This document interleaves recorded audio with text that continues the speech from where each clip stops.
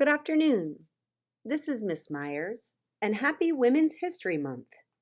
For our first Eduversity series book on women's history, we're going to read about famous Mexican surrealist artist Frida Kahlo. Frida Kahlo is most famous for turning excruciating pain and suffering in her life into her dream of being a painter. Stay tuned after the story for more information on Frida Kahlo. Today's story is called Me, Frida by Amy Noveski. To Frida, the city I love, and my querido ND. On the warm cobblestone streets of Coyoacan, everyone knew her name. Frida Kahlo lived in the blue house with her new husband, the famous artist Diego Rivera. Frida was an artist too. The night the telegram arrived inviting Diego to San Francisco, Frida dreamed of a city far from her home in Mexico, and she painted a portrait of herself there.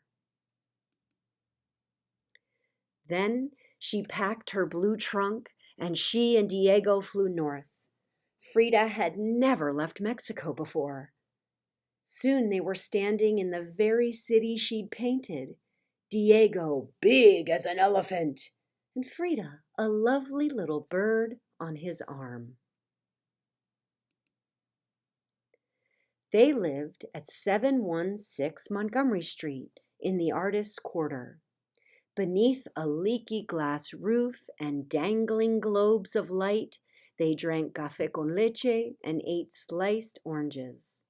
Outside, the world was cool and gray. Frida felt very far away from home. Diego was working on a mural for the city. While he sketched, Frida was restless. She strummed a guitar. She sang Mexican folk songs called corridos. "Quiet, querida," cooed Diego. He loved his beloved singing, but there was work to be done. Before Diego began painting, he wanted to study his subject. Frida followed him as he explored the city. They climbed up and down its many steep hills. They gazed up at its shiny skyscrapers. Diego thought they were great, like ancient ruins. Frida disagreed. They explored orchards and oil derricks, a gold mine, and redwood groves. They stood beneath the towering trees. Diego felt empowered by everything he saw. Frida fell asleep on the way home. And then, with a team of assistants, Diego went to work painting entire city walls. Some nights, he didn't come home at all. Other nights, Mr. and Mrs. Diego Rivera attended parties. The city's elite celebrated Diego. Frida stood quietly at his side. No one even looked at her. On the long days without Diego, Frida felt lost. She was in a foreign city, she didn't speak much English, and she didn't have many friends. So Frida started exploring the city on her own. She wandered through narrow street markets. She touched pretty birds in tiny ornate cages and searched in little shops for silk to make skirts. She admired moon-faced babies. Frida especially loved Chinatown. It smelled of incense, fish, and fog.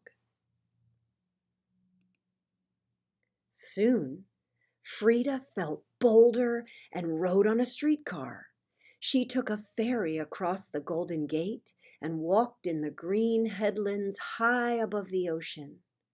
From there, she could see the entire glittering city and all it held, including Diego. It was small enough to fit on the wing of a bird, For once, Frida felt larger than life. Me, Frida! She felt like she could fly. Frida went back to Montgomery Street and painted. She knew that she was an artist too. While Diego painted his monumental murals about town, Frida painted small portraits at home. The local press called Frida's portraits passable or good enough. But good enough was not good enough for Frida. She wanted to be great. One night, at yet another party, all eyes were on the great Mexican painter, Diego Rivera. Frida stood quietly at his side, but she could hardly contain herself. She thought the Americans' faces resembled dough. Oh, she missed Mexico. And she was tired of being quiet. Suddenly, Frida began to sing.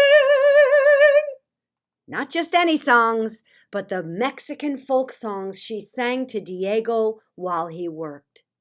All eyes were on her, including Diego's. Huzzah! He shouted at the end of every verse. He always knew Frida was marvelous. That night, Frida painted something great. A colorful wedding portrait of herself and Diego. She painted Diego big, and she painted herself small, just as the world saw them. But Frida knew she was more than this, and she put herself first.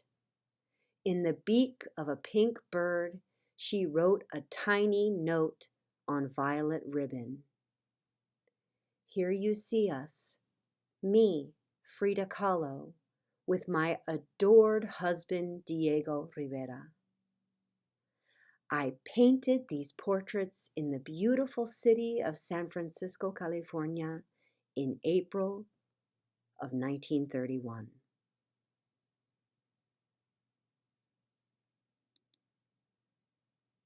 Frida's painting, Frida and Diego Rivera, was featured in the 6th annual exhibition of the San Francisco Society of Women Artists. It was her first show. Adorned in her best dress and necklaces of ancient jade, her jet black hair braided, Frida walked proudly through the crowd. When people saw her, they stopped and stared at her in wonder. Frida Kahlo wasn't a famous artist when she met and married her mentor, the great Mexican painter Diego Rivera. Frida adored Diego, and to Diego, Frida was tiny and bright like starlight. She was devilishly brilliant and believed in herself, but she was young and still finding her own unique style. Frida's move to San Francisco in November 1930 was the first time she traveled out of Mexico. The city of San Francisco inspired Frida and her art. While she was living there, her style moved from broad and mural-like, similar to Diego's, to more intimate and folkloric. Perhaps Frida's distance from her beloved home ignited her pride and her passion from where she came from. Frida and Diego Rivera, Frida sometimes spelled her name Frida in honor of her German heritage, was the first painting Frida created in the style for which she would become famous. It is one of her most loved paintings.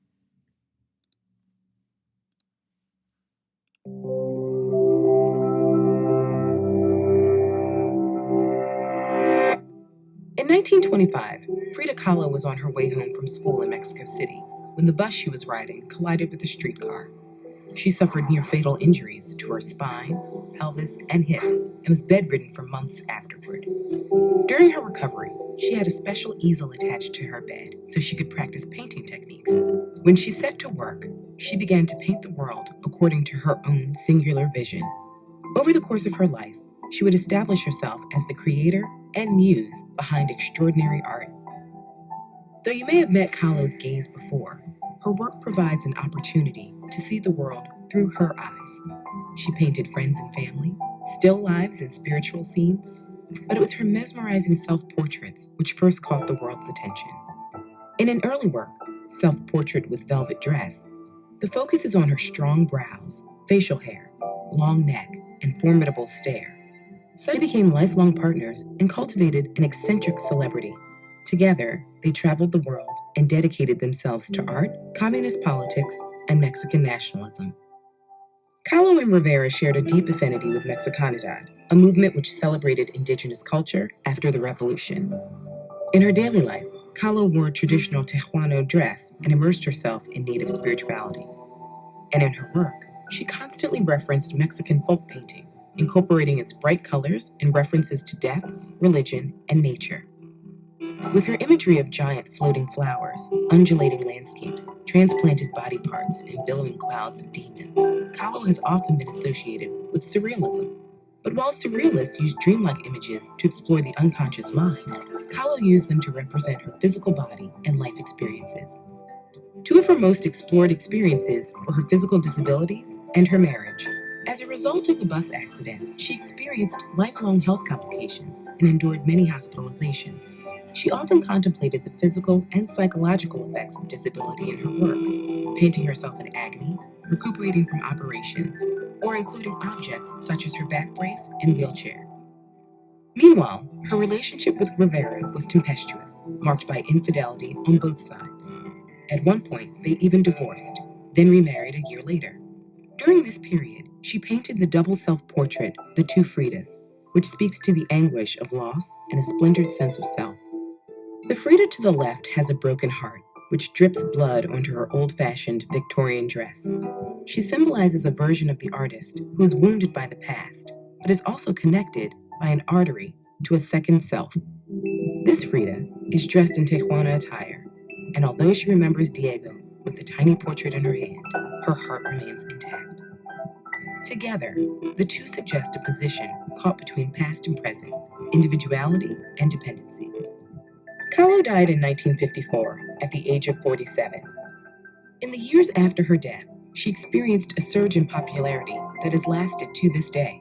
And although her image has proliferated, Kahlo's body of work reminds us that there are no simple truths about the life, work, and legacy of the woman behind the icon.